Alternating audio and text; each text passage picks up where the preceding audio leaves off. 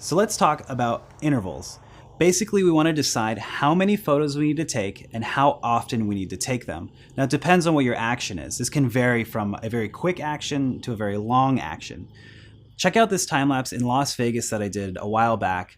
I was shooting for over 24 hours. I wanted to see the entire progression of the day. Now, if I took a photo every second, that may be too much. Now, if I took a photo every 5 minutes, it might be a little better to see the progression of the sun over time. Now, you have to kind of decide what's going to work out for you.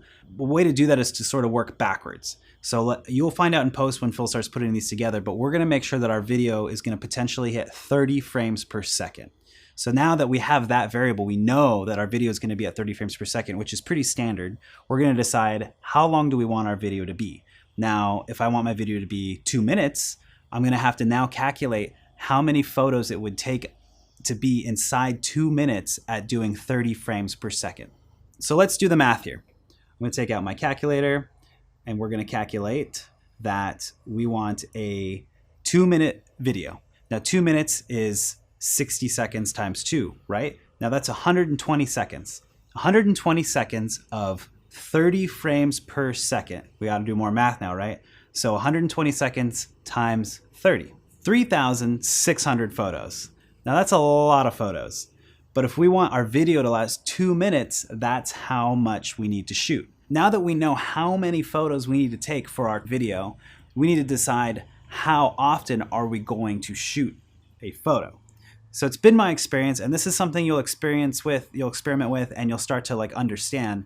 But if the action is a shorter amount of time, we're going to need to take more photos to show more detail. If things are happening quickly, things are going to be happening a lot faster. So we want to make sure we capture more of that, which means we're going to be taking a photo more often and with less space in between them. Now, if it's something that's over a long amount of time, like a sunset, or a cityscape, or like a fast-growing ivy, or something that takes a long time to do, we probably want to be shooting with more space in between each photo, which means we'll take a photo every minute or 5 minutes or 10 minutes.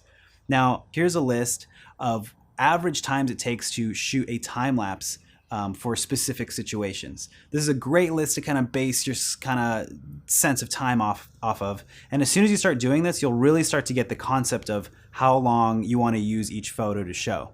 Obviously, the more photos you take and the less time between the photos, the more detail you have, but that also means things might be moving slower.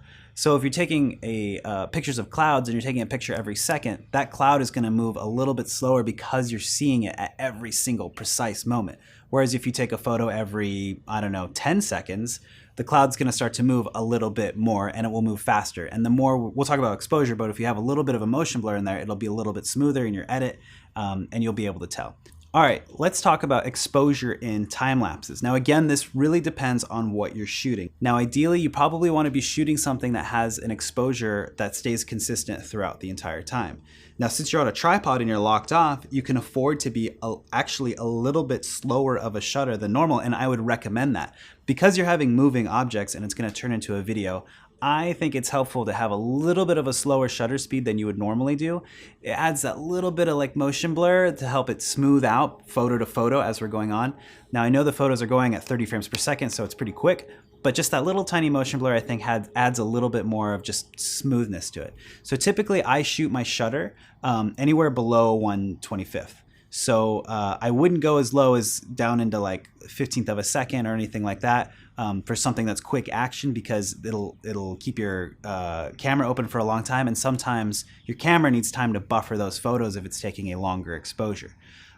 So in that sense, I would aim at 1/25 or 1/100th or 60 of a second on the shutter. Now again, depending on what we're shooting, if I'm in a controlled environment, it's something short, nothing more than 15-20 minutes. I'm going to try and keep my exposure consistent throughout the entire time. I'll take a test shot. I'll make sure that it works all right. But if I'm shooting something like, a landscape where the sun's moving and we're going to go into night and we're going to go into dark, take a look again at this Vegas thing. This went from daytime all the way down to nighttime to see the lights come up. Now, how did I do that? Because I just let my camera sit there for 24 hours. Basically, I picked a few settings. I picked the ISO, and I let it be at a specific ISO. I believe it was around 1200, and then I put everything else on auto. Now the cool thing about that is as as everything changes, the auto exposure will just create whatever setting it needs for that photo. Now, I was only taking a picture every 5 minutes, so that means that it had time between each photo to basically expose what it needed to expose. I think there were times where it was doing a second long exposure, but it was perfect. It was static. Everything was fine. And then it would also open up the f-stop or close down the f-stop or basically pick what it wanted to shoot. The cool thing about that is you need to do that if you're doing a scene that is changing in exposure. Otherwise, it's going to be crazy bright or crazy dark when the exposure changes. So again, controlled environment, you're able to just pick your exposure, test it, make sure it works. If you're in a non-controlled and a changing, longer environment, you're going to want to set it to auto and sort of let it go as time goes on, because you're not going to be able to hang out by your camera for 24 hours.